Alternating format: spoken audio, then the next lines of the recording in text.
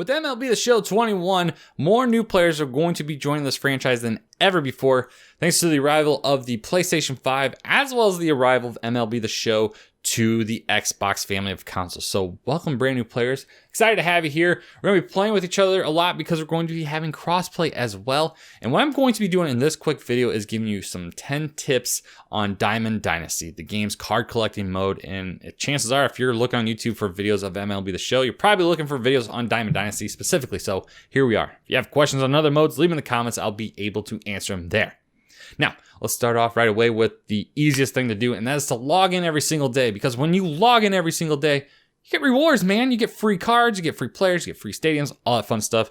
And at the end of all that, at 9 days, you will get a free pack out of the deal, which sometimes you can pull some pretty good cards out of those.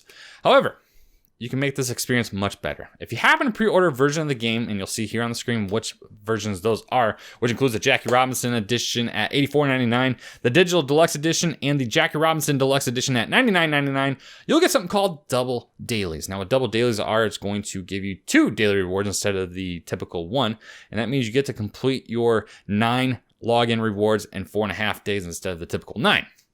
That means more cards for you, more ways to offload some cards for some stubs, and more chances for you to get a much better card than normal. Number 2, set your gameplay preferences. This is probably the most important thing to do here because this is going to be, well, how you play the game.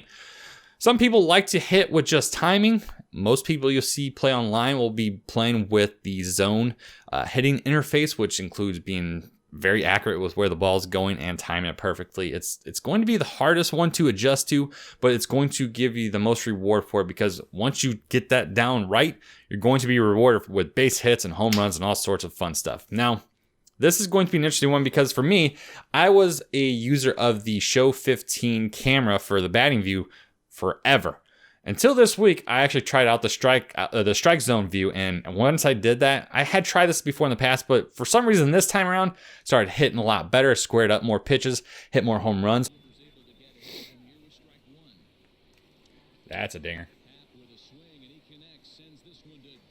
Make you feel so good.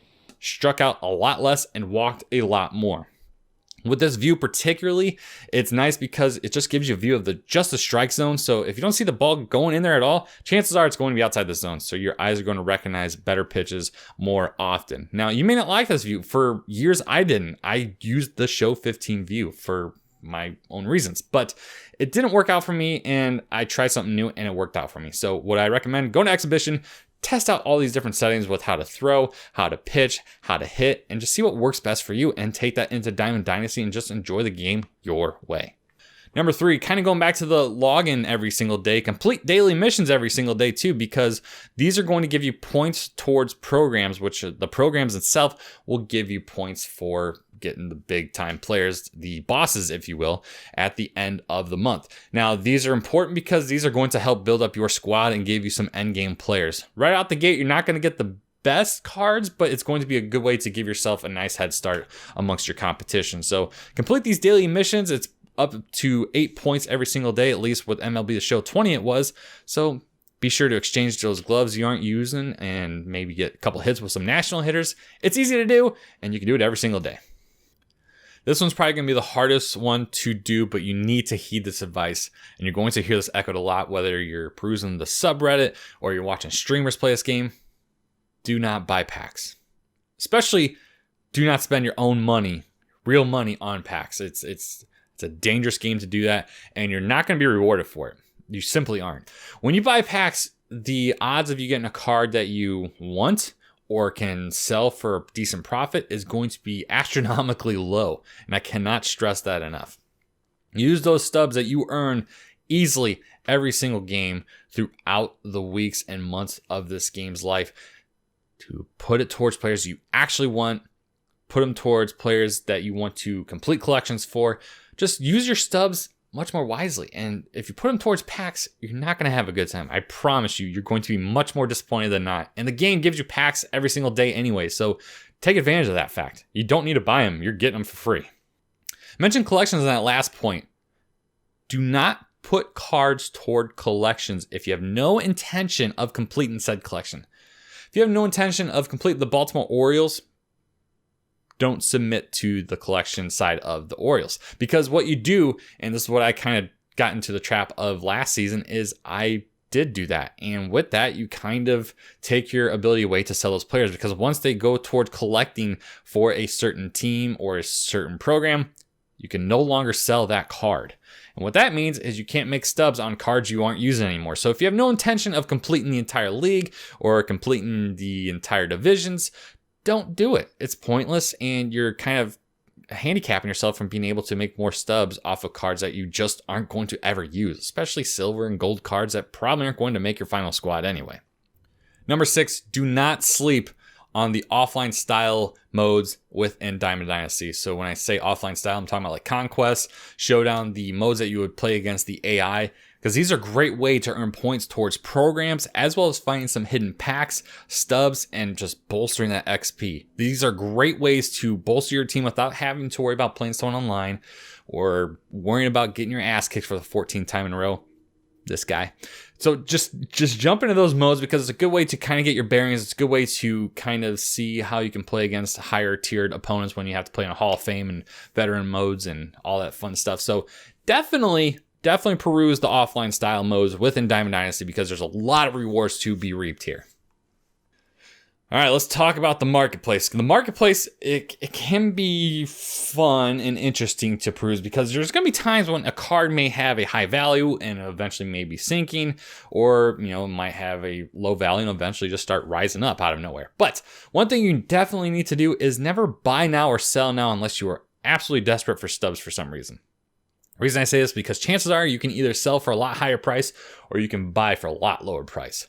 I won't go into the big details of it in this video, but I always create buy orders, always create sell orders, and go from there. Never, ever buy now. Never, ever sell now, because you are cutting yourself off from either losing more stubs or from gaining more stubs. So absolutely take advantage of those sell orders and those buy orders.